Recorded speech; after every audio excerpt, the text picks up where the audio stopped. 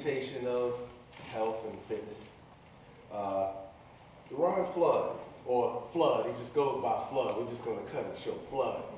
All right, he's born Brooklyn, BK, New York, raised in Norfolk, Virginia. He's a fitness trainer, sports performance coach, holistic health educator. Okay, he has a BS in exercise science from the University of South Carolina. Go Gamecocks, right? Yes, sir. All right, and he's a certified strength and condition specialist, personal trainer, and health coach. 6-time high school state champion. So that means he's one of the fastest men in the galaxy, right? And let's see, 2-time NCAA All-American honors. Ladies and gentlemen, give it up for Flood. Well, I hate speaking in front of people. It makes me all nervous and be rocking back and forth. How's everybody this afternoon? I'm Mr. Flood, Deron Flood. Health and fitness.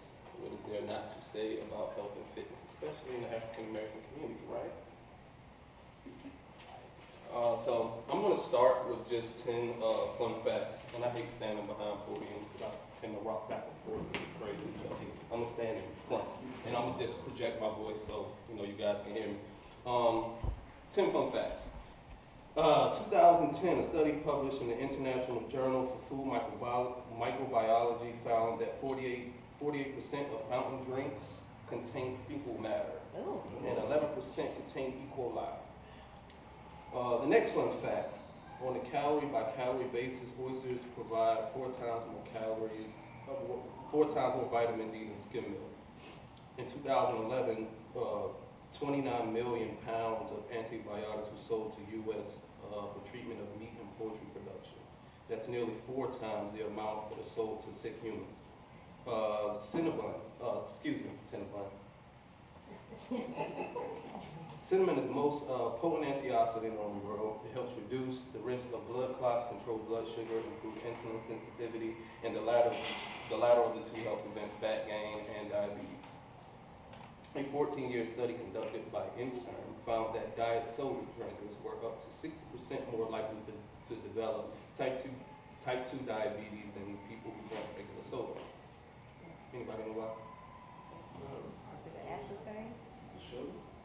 What about sugar? Too much of it. No. No, you said diet, right? Yes, Oh, diet diet. drinkers I'm more likely. are more likely to get type 2 Oh, diabetes. insufficiency of it? Well, Not enough sugar.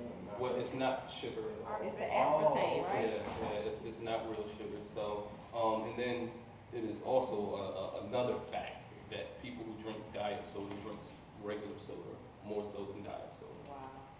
Wow. 9 in 10 Americans are potassium deficient. A 20-ounce bottle of Coca-Cola has more sugar than Cinnabon. That's when you know the Cinnabon thing. Thinking about it. Drying fruit causes a massive nutrient loss, depleting 30 to 80% of the vitamins and antioxidants. 1 cup of portobello equaling 42 calories.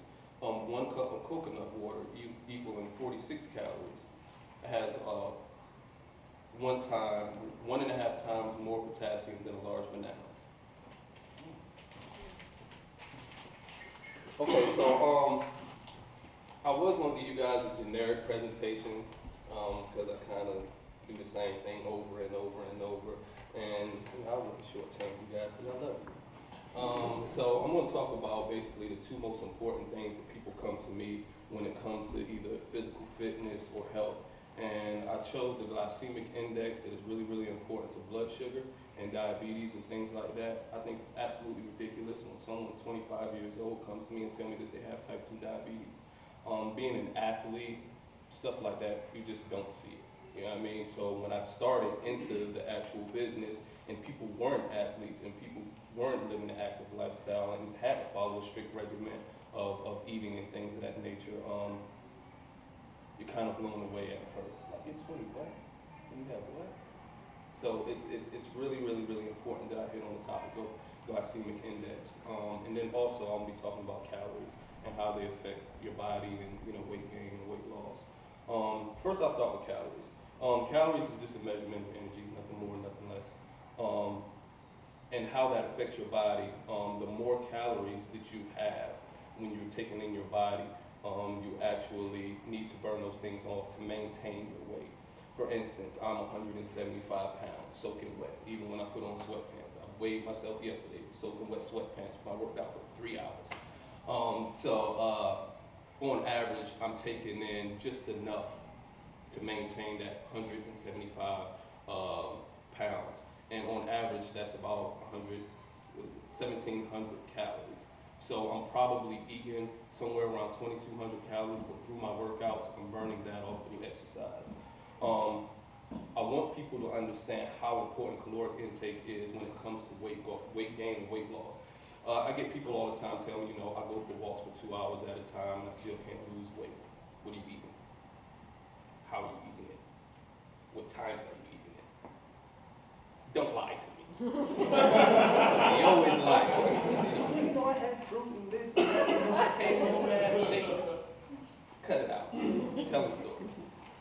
So when it comes to calories and getting in a caloric deficit, for instance, we'll take me, again, for example, 175 pounds. In order for me to maintain 175 pounds, I have to take 1,700 calories and do nothing more, nothing less. That's just to maintain my weight. So you would actually take your body weight and you'll multiply it by 10, and that's how you get how many calories you need to maintain your weight, if you will. So when it comes to weight loss, if I'm taking in 1,700 calories when I want to get down to 165 pounds, what do I need to do on a day-to-day basis to get down to 165 pounds? I would either have to work out or change my diet in portion size or the amount of food that I put in my body to slim down. People are crazy, absolutely crazy. Everybody is crazy. I call my clients crazy, and I don't want to point her out in the back because we struggle, but I love you, girl, and you videotaped me. Ebony, we work so hard to kill our body, to get stuff that we want from our body, instead of taking the easy way. Work smarter, not harder. If I want to get a 200 calorie reduction to drop my weight, the easiest way is to put down a soda. That's all you gotta do. When you get on the elliptical for 45 minutes on average, you'll burn 200 calories. I'm lazy. I'm very, very lazy. It's easier for me to say, I don't want that soda right now, because I don't really have time to get on the elliptical for 45 minutes. And I think people need to understand that when they go to the gym or when they decide to hire a trainer, because I'm good, you don't need nothing for nothing. You don't need to have me to lose weight. You just need to understand the things that you put in your body, it has a direct impact on your weight gain and your weight loss. So does anybody have any questions about calories before I go on to the glycemic index, because that's a little more wordy and throw words at you. What's the what's a good calorie and what's a bad calorie?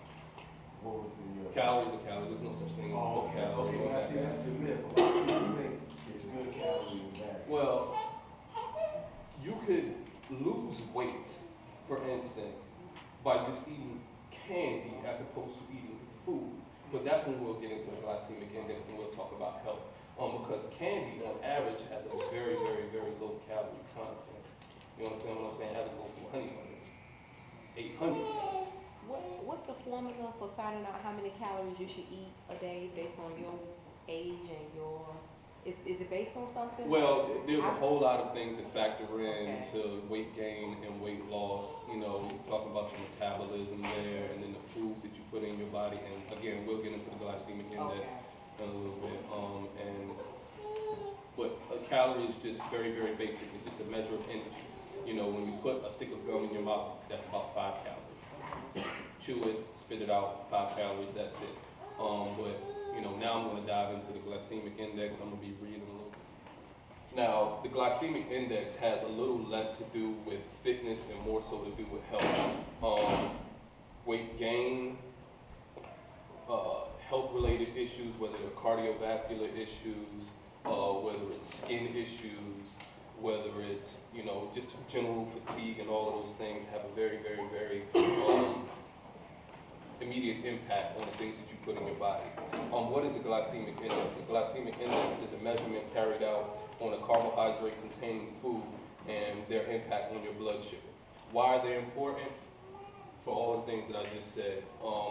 When you take things and put things in your body that have a very high glycemic index, whether it's potatoes, whether it's bread, whether it's candy, or any other thing that has a very, very high glycemic index, it spikes your blood sugar up. And if you continue to do those things throughout a prolonged period of time, you're going to gain weight, you're going to develop diabetes, you're going to die, and it's going to be miserable because you should have done all the things that you were supposed to do.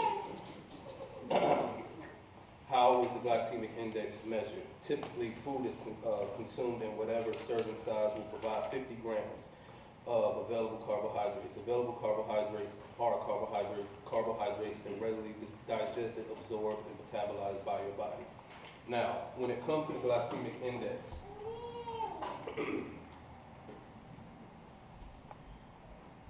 when I think of things, and my client can attest to me, I hate to put you on the spot all the time, love mother, but I have to.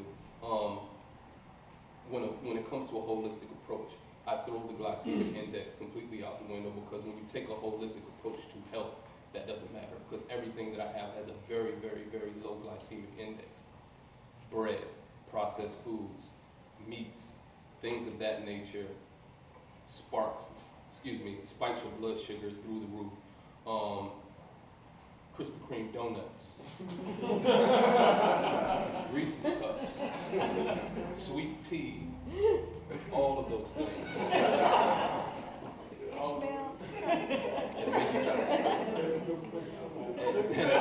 It'll make you gain weight.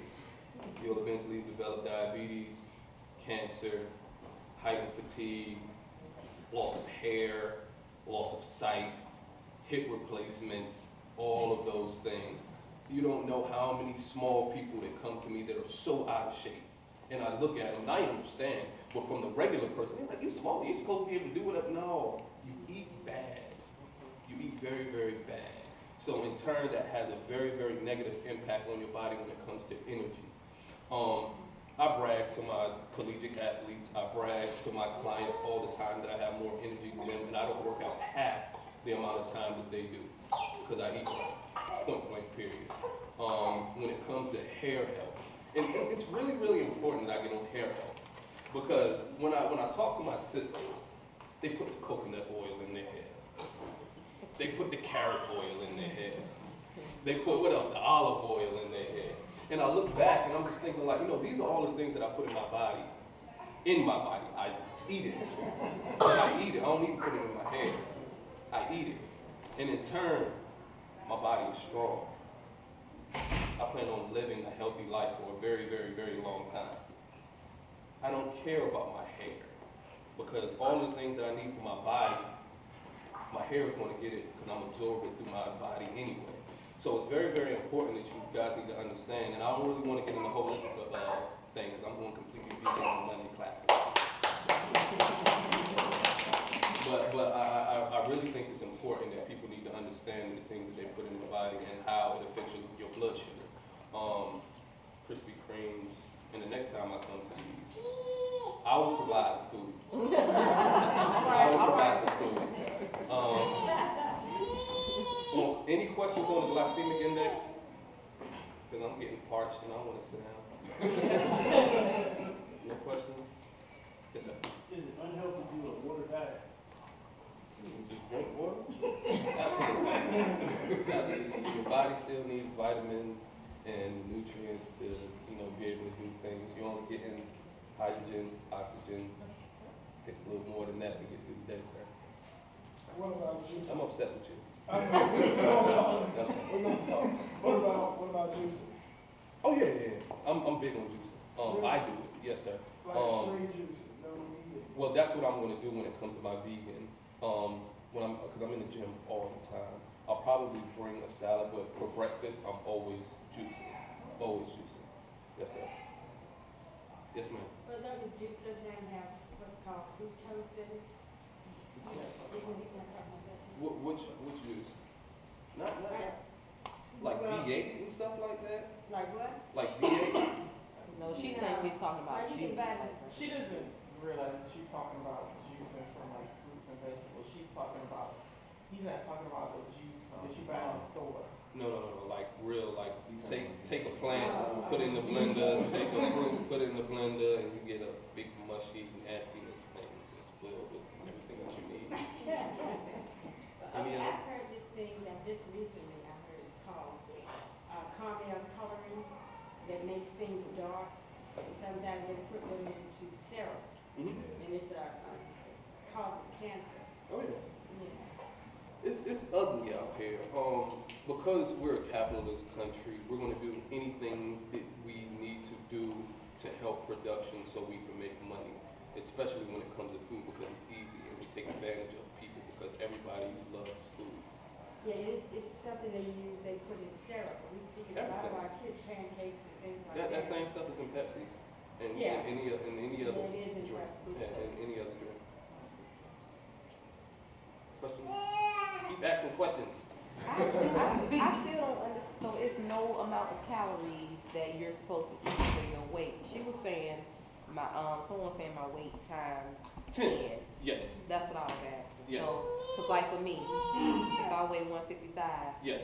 then I need to multiply that times 10, and that's how many calories I should be eating a day, or Yes. less To than maintain. that, to maintain my weight. But if I Yeah. want to lose weight, I need to eat less calories than Or you that. can work out. You know, there's a lot of things that factor into weight loss. Okay. You know, and you know, with my clients, I tell them all the time, don't think these workouts are going to change the way that you look size-wise. I'm in here to get you stronger, to motivate you, to make sure that your body is strong. But when it comes to going this way, going that way, the kitchen is the most important place. Okay. Any other questions? Yes, ma'am. What's the fastest way to get rid of everything? Common myth, there's no such thing as spot reduction. Genetically, wherever you gain your weight fast is usually the last place that you lose it. Ma'am? So what is something that you can drink? Like that thing back there, I drink sweet tea. I drink Oh. sweet tea and water. So what can I replace the sweet tea with? Water, Sometimes you need something lemon, What about diet? green tea. I love green tea. What about diet? Diet unsweet. Don't place it. So I was wondering. Water. So you drink just water. Yeah, honey. I put honey. Two things that I would like to just hit on. Does anybody drink alcohol? Don't lie. You drink alcohol? You drink alcohol? Oh, I know. I saw your face. What type of alcohol do you drink? Scotch. Scotch. Okay, cool. All right. Okay. Going back to the glycemic index, because I know people want to do what they, like to have a good time. Cognac, any type of wine, they have really high glycemic indexes. You want to, if you're going to drink, distilled vodka, I hate to tell people that they need to drink, because if I found out somebody in my circle was drinking and head level, but yeah, just vodka. I don't know much about Scotch at all, but I know for a fact I wanted to pinpoint cognac for a reason, right? Everybody, drink Hennessy. No, everybody drinks Hennessy. But there's a lot of sugar in Hennessy, and it just tears you up. Any other questions? Yeah. Where could anyone get in contact with you about what it is you do, your services you offer? Oh, yeah. I run a gym over in downtown Norfolk in Gant. It's called the Fit Company. I do small group training, personal training, sport performance, Olympic athletes, kids. I also facilitate a boot camp where I coordinate out of Portsmouth. They're just on the weekends. You want to call me, talk about anything. I'm on Facebook, absolutely ridiculous. Oh, like, yeah, you ain't even the same person up here. So, if you need my information, I can give you my number if you want to write it down. 757 Before we leave. You know what, I remember they go stack cards over there. I remember those stack cards over Put it there. on top of the donut. There you go. Yeah, I'll put them over there. I got a couple. So, any more questions before I sit down? All right, I appreciate y'all. Thank you. Thank you for tuning in to my talk, The Most Important Things in Life. If you're interested in purchasing a book or watching my videos or listening to my spoken word, visit my website, islamisthetruth.org, or my Facebook account, ID Campbell. That's very important. So far, we've gone over the most important things in life, and I'm telling you, diet, eat right. I'm on my journey now. I cut out red meat for 2 months. Yeah. You know, so it's a long journey, but now we're going to talk about one of the most serious and important things that mold and shape our future, because that's what it is, our future. This gentleman, Kwame, is very distinguished, very well-dressed gentleman right here. Born in Brooklyn, New York, BK again. Got a lot of BK dwellers in the house. Yet, he considers himself a Virginia native. He moved to Norfolk in 1986, from where he graduated from Norview High School. All right? He went on to earn a bachelor's in science, in the science of public administration at Virginia State University, and went on to earn a master's of education from Cambridge College, where he graduated with a 4.0 GPA. Yes, sir. His concentration was on psychology. While studying at Cambridge, he sought to increase his overall clinical knowledge and then began his career as a human service worker employed as a residential counselor at a mental health facility for kids. Okay, kids.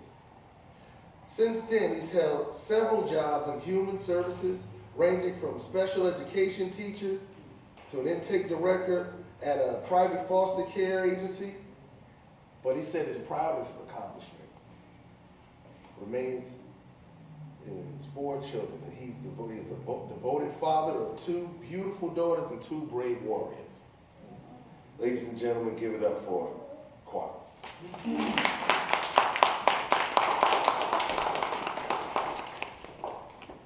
Good afternoon, everybody. Man, that was a heck of an introduction. I feel like I did something. I'm just a regular old guy from Norview. I grew up right down the street. When I got the call from my good brother Ishmael, a guy I debate with all the time. We were just debating earlier about Kobe and LeBron. I'm going to convince him that LeBron is a better player. But we old comrades, man, 25 years in the making. I was very honored that he asked me to come and speak today. I came to his last speaking engagement. I was very proud. I was inspired. I said, hey, I'm going to come on down and I'm going to talk too. I can do something. But really, as the day approached, I started having a little bit of trepidation about speaking. I started having some apprehension because today's youth, which is my topic, troubled youth, I've been, like you said, I've been working in the field 15 years. It's kind of a gloomy topic. I mean, it's a lot of problems for our youth of today. And I didn't want to bring the mood down with it, but we're going to get into it. We're going to get into it anyway. I'm not much of a public speaker. I'm more of a storyteller. My dad was a storyteller. My uncle was a storyteller, so I'm going to tell some stories. I ain't going to do a lot of wow and you with stats. I ain't got a lot of stats. But I'm going to tell a few stories. I started my clinical career as a residential counselor at a treatment facility. My first job. First day I went, I said, oh Lord, what have I done? The kids were crazy. I ain't gonna trust them. They were crazy. I had never seen no kids like that. And I thought I was tough. I came from Wellington Oaks, so we thought we were tough. But those kids, wow. I got in that facility. I worked 8 hours, but it felt like 24. I got in my car, called my grandmother. I said, Grandma, I ain't going back. I'm quitting this job. I'm not going back. I'm quitting, and this is over.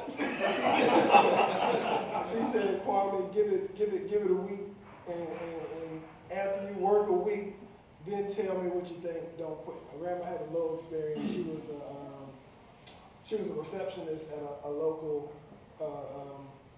medical hospital. So she had some experience with the kids. She told me, you'll get in, you'll see, you'll be fine. So lo and behold, I went back, started working, and it was still crazy. My first night, they threw me on the boys' unit. That was kind of okay. The boys was criminals, so to speak. But I kept at it. Then they switched me to the girls' unit that night, and that's when I really seen that it was crazy. The girls was loud, they was fighting, breasts was flying. I said, whoa. Let me wrap my head around this. That was my introduction to mental health. When we seen kids that was acting up in the community, we just labeled them crazy. But there's a whole lot of labels under the label crazy. It's a lot of diagnoses that I had nothing about. So as I continued there, the thing was to prove yourself was restraining kids. So I came to work ready to restrain them. Every single day I came and got my shirt wrinkled every single day. But the staff seemed like it. There was a lot of big tough guys, and we approached the job like we're gonna take these mother jokers down. We're gonna come in here, we're gonna rock and roll every day. So an older gentleman, I used to see Mr. Fred, he would be walking with the kids around the courtyard. He would be talking to them. Mr. Fred never did restraint. Oh, let me say, Mr. Fred, he don't get down. But as time went by, I started really noticing a lot of the older and good staff, they just established relationships with the kids. They really got to know them. They knew things about them that I didn't readily know. And it took me some time. I started reading their charts, seeing where they came from, seeing some of the things they had went through. And you talking about some sad stories. We had a young lady from West Virginia. She was a little mixed girl, about 13 or 14 years old. She had a filthy mouth. She would just curse you out. She would fight all the time. She wasn't afraid of nobody. Now I'm talking to another teacher there, like, Margie, what's up with her? She was like, go read her file. Read her file. And I was mortified. For 3 years, a brother came in the room, raped her, left. Father came in the room, raped her, left. Uncle came in the room, raped her, left. So now I'm understanding like, wow, this lady is damaged. This young lady, she damaged. She needed a lot of people, a lot of support. And we just thought she was off the chain. We thought she was crazy, but she had a lot of hurts, a lot of pain. A good movie to watch, and I'm sure a lot of y'all seen it, to kind of tell you how deep this goes is Antoine Fisher. It was actually on this morning. Just his whole rise and how foster care and all of that stuff work. A lot of these kids don't get a lot of love. So if you see a kid, always tell people before you label them crazy or label them trouble, try to look behind the behaviors. They teach us about the ABCs, which is antecedent is A. That's what happens right before the behavior. Then you got the behavior, which is B, and you got C, which is the consequences. There's always going to be some consequences. That consequence could be jail, that consequence could be you getting shot, or you getting hurt. At Ishmael's last speaking engagement, I actually seen his son speak. It made me really proud, because I work with the tough cookies. I don't need to see a lot of good kids. This guy was speaking in Arabic, he was doing things that I don't even know how to do. I was like, man, little Ishmael, that's a dope kid. Just goes to show you he's a good father and he's doing what he needs to do with his children. One of my other jobs that I got into as I moved through just being a human services worker was an intake coordinator at a local foster care agency. That's how I learned about foster care and some of the things that happen to kids coming into foster care. I'm also an active foster parent. I foster right now.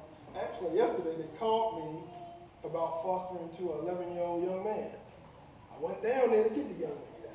The young man refused to go. He was displaced from his home. He had 4 siblings. He was displaced from his home. They called me in there to kind of talk to him, massage him, try to get him to go with me.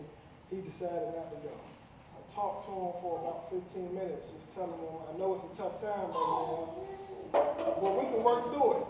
Because the only other avenue was him to get locked up in a facility. He didn't go to the foster care placement. He was to get locked up in a facility. I tried to get him, I was like, I got a home, man. I'm gonna raise you right with with my little ones until something else transpires. You may be able to get to go back home, but you may not. But this is the decision you gotta make. You're a young black man, I'm gonna try to work with you. Don't worry about it. He didn't wanna go. And eventually they had to take him, you know. I did talk to him and I let him know, young brother, you're gonna be all right. It's tough right now, but you're gonna be all right. But you gotta make sound decisions in this moment. This moment might seem tough right now, but out of this, you can become a diamond. That's what I told him. Like I said, as working in the foster care agency, I started thinking to myself, I can help somebody, I can foster. So from that, I started fostering. I fostered to about 5 kids so far. I went on to adopt a child. I got my young brother with me right now. Don't look at me because he don't like a lot of public attention. Don't go looking at him all the time. But I love that youngster, man. I got, like I said, I got 2 beautiful daughters and now 2 beautiful sons. And he just really rounded me out, balanced me a lot. Just let me know that I do serve a higher purpose. I'm here for any kid that need help. Initially, I kind of stumbled into this field, honestly. I ain't like a kid. You came from an era where you just whoop the kid. You know what I mean? You ain't act like you get them. Whoop them and you get them. Get them and you whoop them. From there, I learned you really do got to look at some of the traumas they may have and things like that. Different things motivate their behavior. One of the guys I want to talk about is a guy that I fostered to named Will. Will had an interesting story. I can't say his whole name for confidentiality reasons, obviously, but he was an interesting kid. Will came to me at 19 already. This guy had muscles popping out of everything. They called me. I said, bring him. I ain't scared. Bring him on. Bring him on to the house. He had just got into a fight with his previous foster dad, and the foster dad pulled a gun out. That's how tough Will was. I said, bring him on. I did. Bring him right to the house. So Will came in, I sat Will down. I pulled the chair right in front of him. I said, Will, we ain't rolling around. Let me tell you that right now. We're not breaking furniture, we ain't doing all that. I got a small set of rules and you're gonna follow them. What I'm gonna try to do is just raise you like you my son now. I mean, that's what the situation is. And I treated Will with respect, and believe it or not, Will treated me with great respect. I really never had a problem with none of the kids that came to my home. If you looked at Will's file, you'll be like, ooh, you crazy, bringing this fool to hell, but Will was a good kid. His story, he went on to get his GED, he went on to move to Atlanta with his girlfriend, but Will was pretty criminalized when he first came, just to be quite honest with you. But we worked and we got things turned around. And what it took was just somebody to put some time in Will. Will had a wild story. He got kicked out of the house at 13. His mother died at 2 years old. His dad put him out. Prostitutes picked him up, kind of raised him. He ended up going to jail, not detention, jail at about 16. He was messing with a 14-year-old girl, something happened. Nobody was there to advocate for him, and ended up going to jail instead of detention. Guy had tattoos and everything like that. But the guy was a good kid. Just needed somebody to love him, brush him off, and show him some real love. And I was thankful that I was able to do that. Before I get out of here, it was a thing I want to talk to you guys about, a method that I tell a lot of my parents to use. It's a simple method, it's a simple strategy. It's called the 10-20-10 method, especially if you have teenagers. This method is simple. You talk to your kid 10 minutes in the morning, about 20 minutes in the evening, and about 10 minutes before they go to bed. Nothing heavy, just talking to them, seeing how they went. You'll get all the knowledge you need to know if you do this repeatedly. My kids are sick of me. I talk to them until I'm blue in the face. They don't want to talk no more. But I ain't gonna stop, because there's so much going on out here. I listen to secular music. I'm a big hip-hop head. I grew up on hip-hop, and I ain't stopping listening. I listen to it, and I'm going to listen to it some more. But I can't listen to it with my kids. It's too suggestive. The songs is too sexual. You know what I mean? And they just put everything out there now. So you got to be really cognizant of the stuff that's going into your kids' system. So you got to talk to them about it. You got to get it right out on the table. You got to talk to them about sex. You got to talk to them about criminality and all of that stuff that's out here. And is out here for all of them. We gotta be really cognizant. I implore all parents here, or anybody that's thinking about becoming a parent, talk to your kids daily. Use that 10-20-10 method. Don't take a whole lot of time, but definitely you'll learn a lot about your kids. And that's my time, y'all. I'm gonna sum it up with that. Thank y'all. Yes, sir. Kwame Lee, ladies and gentlemen. Kwame Lee. All right, now we talked about family. And that's a beautiful example of that. Education. We talk about health and fitness. Let's get into some financial advice. We got Sister Saisha Dale, who's a Muslim woman, who's originally from Roanoke, Virginia. She's a financial educator who is in business with her mother and her sister, keeping it in the family. I like that. She's also an accounting supervisor with the City of Norfolk Community Service Board. Saisha is a graduate of Radford University with a Bachelor's of Business Administration and Accounting. Try saying that 10 times. All right, a Bachelor's of Business Administration and Accounting, who is also has an MBA from Strayer University. She loves to travel, read, and spend time with family. Her topic today will be how to be financially savvy. Get up for Saisha. Thank you for tuning into my talk, The Most Important Things in Life. If you're interested in buying one of these t-shirts, you can visit the website, godtheirresistible.com or islamis-the-truth.org.